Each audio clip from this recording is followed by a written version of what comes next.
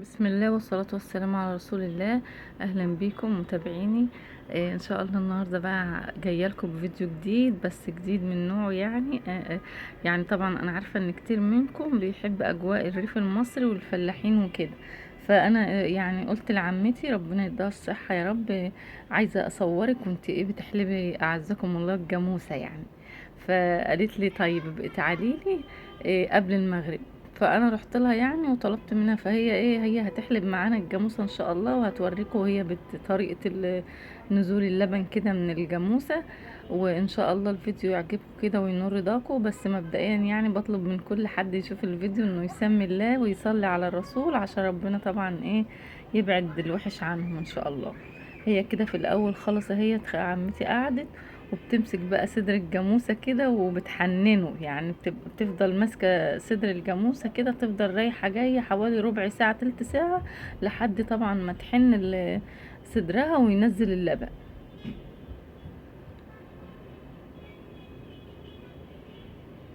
نعطر لساننا بقى بذكر الله دايما كده، عشان ربنا طبعا يبارك لنا في كل حاجة، ونقول البقيات الصالحات سبحان الله والحمد لله ولا إله إلا الله والله أكبر ولا حول ولا قوة إلا بالله العلي العظيم.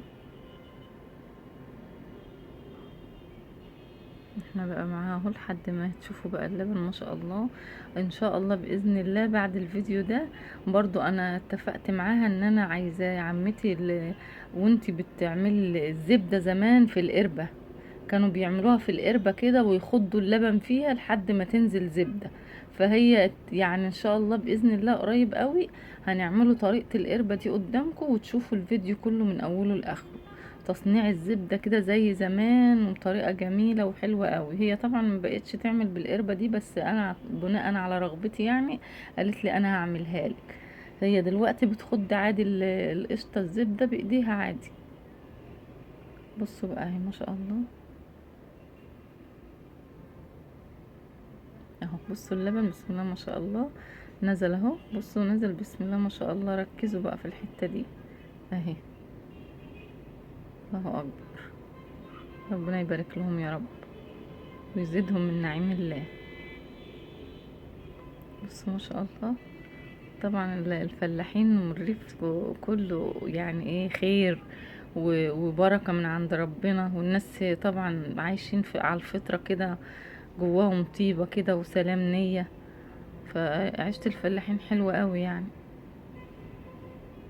بصوا اللبن ما شاء الله نازل بقى كده بسم الله ما شاء الله. هو كان زمان طبعا بيحلبوا في الطاجن، دلوقتي لا، هما بيحلبوا في كوز بلاستيك كده وبيفضوا في الجرادل، في جردل، وطبعا بيسيبوه لحد ما طبعا هبقى اجيب لكم انا مراحل القشطه ومراحل اللبن الرايب بيطلع ازاي، والجبنه القريش والزبده ان شاء الله يعني في فيديوهات قادمه باذن الله.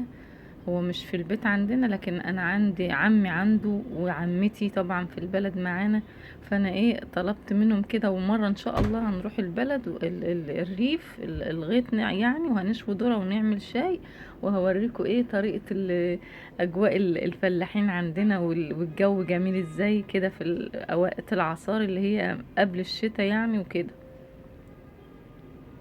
هتشوفوا ان شاء الله مناظر جميله هتملي عينكم يعني. بصوا اللبن نازل ازاي بسم الله ما شاء الله الله اكبر. اهو ده بقى اللبن اللي بخيره بقى، ما حدش بيحط ايده فيه ما بيطلعش خير، كله الخير فيه على الوش، طبعا على الوش الخير كله. واللبن طعم جميل وريحته حلوة، كل حاجة كده على طبيعتها بما يرضي الله ورسوله. بصوا ما شاء الله نازلة ازاي الله اكبر. بقيت مستمتعة وانا بصور معاها والله، وبقيت ادعي لها كل شوية انها يعني وافقت ان انا اصور الفيديو ده.